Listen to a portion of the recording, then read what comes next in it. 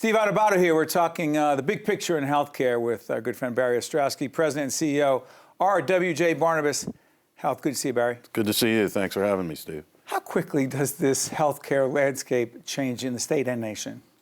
Well, in the nation, it's changed to a great extent already. New Jersey still lags behind in terms of financing healthcare. We're fee-for-service and open access for the most part. We anticipate that's going to change over the next 5 to 7 years, placing greater pressure on providers to live within a financial risk model that really doesn't yet exist. And of course, it's continually putting more pressure on consumers who are finding out-of-pocket responsibilities to have been increased, and navigating through a complicated healthcare system is always difficult. So I think we probably, because we've lagged behind in New Jersey in some of these developments, are going to face a rush of change over the next 5 to 7 years. RWJBarnabas, this significant healthcare system, talks about making communities healthier. Describe it. Well, we think that it's great to be able to help people who are sick and treat the conditions that they develop. But the real trick, the real mission, the real objective is to avert illness, to stop people from getting sick or developing these conditions. And the truth is, you have to get into the communities to do that. Each of our communities around the state have certain social determinants that in fact result in people getting sick. And so no matter how good we are at treating sickness, if we don't address those determinants, we aren't going to be, as far as I'm concerned, effective in pursuing the mission.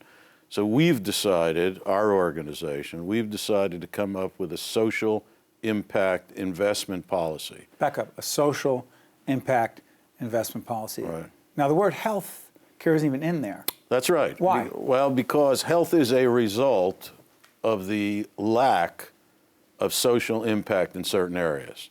So if you don't look at the residential quality, if you don't look at unemployment issues, if you don't look at the lack of activity in safe environments, if you don't look at the unemployment rates, if you don't look at folks who would like to be educated but can't be for a variety of reasons, if you don't affect positively those criteria, those issues, then you get bad health.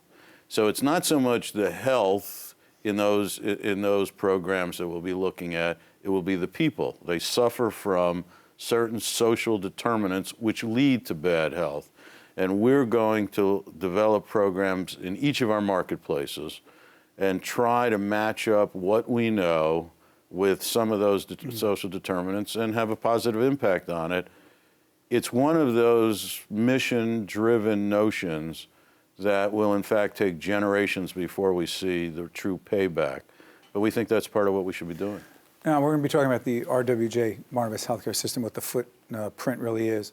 But to be clear and to disclose, Barry serves on the board of public broadcasting in the state as a supporter. RWJBarnabas Health is a supporter, and I've done a lot of leadership development for your organization as well. I know it well. But the footprint is significant for RWJBarnabas Health. How many counties? How many people are we talking? Well, we cover 9 counties, and in those counties, 5 million people live. 5 million? 5 million. So in a state of 8.5 million, 5 million of our fellow residents live within the counties that we serve. Not exclusively, obviously, there are other hospitals and healthcare providers, but we have immediate access, and they to us, of 5 million people.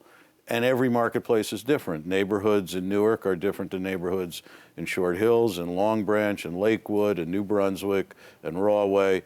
So the program I'm describing has to be designed to get to the issues that are most relevant to those communities. It's not a one-size-fits-all.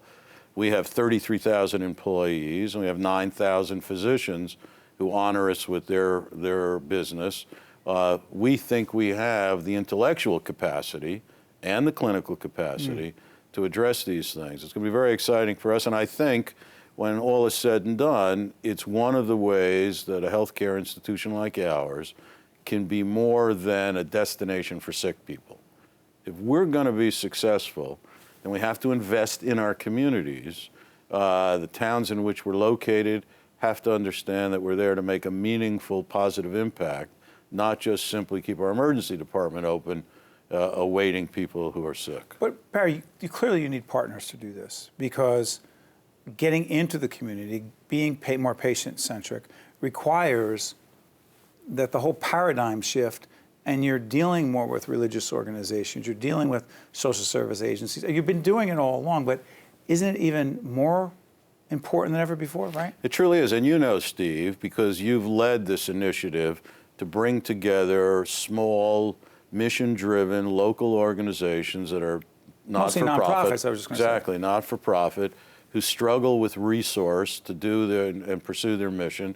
You help us meet with them at least quarterly. A community advisory board that we bring together. Exactly. In this case, it's in Newark. So our plan is to support those organizations. They already have carved out an important mission. They already have a constituency of people who rely on them.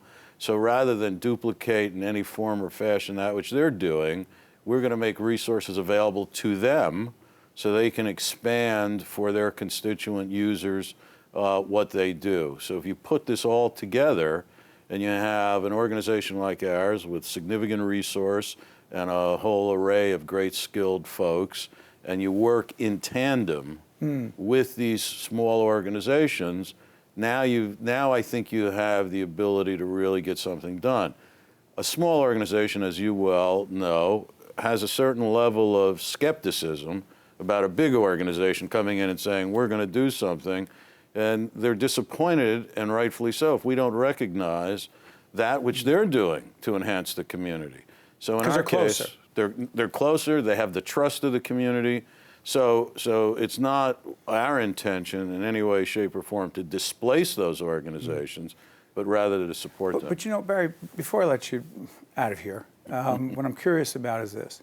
Historically, hospitals, healthcare systems, hospital systems have largely measured, and if I'm wrong, you'll tell me clearly, have measured their success on how many patients have come into the hospital, how many babies are delivered, how many. It's a quantitative equation. But unless I don't get this, so much of what is going to be done may potentially not be in the hospital itself, but in the community.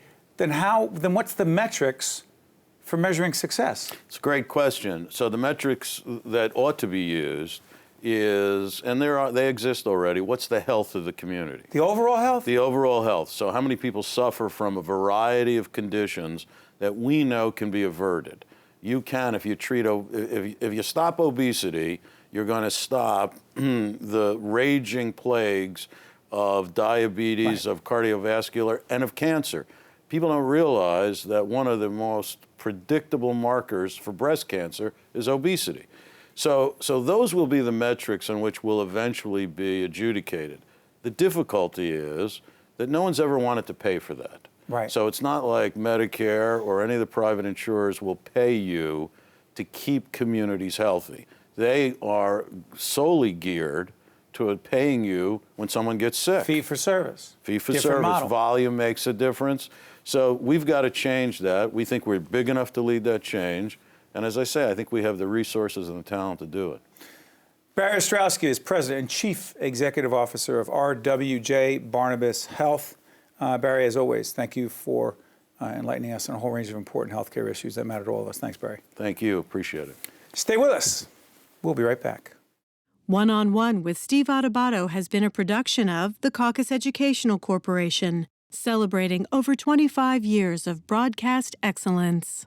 Funding for this edition of One-on-One with Steve Adubato has been provided by the New Jersey Education Association, Wells Fargo, Qualcare Inc., NJIT, New Jersey Sharing Network, the law firm of Gibbons PC, and by Verizon. Transportation provided by Airbrook Limousine, serving the metropolitan New York, New Jersey area.